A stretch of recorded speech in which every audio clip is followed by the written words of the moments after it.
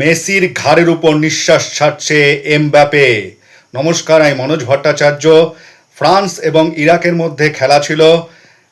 এমবাপের জোড়া গোলের সাহায্যে ফ্রান্স ইরাককে ৩-০ গোলে হারিয়ে বিশ্বকাপ ২০২৬-এর নকআউট পর্বে চলে গেল।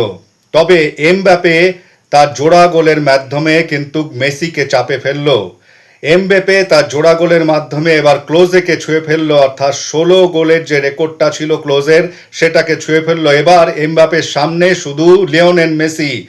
মেসি এখনো পর্যন্ত ১৮টি গোল করেছে বিশ্বকাপের আসরে, আর তিনিই হলেন এখনো পর্যন্ত সর্বোচ্চ গোলদাতা বিশ্বকাপের আসরে। এবার কিন্তু মেসিকে ছুঁয়ে ফেলতে পারে এমবাপে। আর মাত্র ২টি গোল বাকি।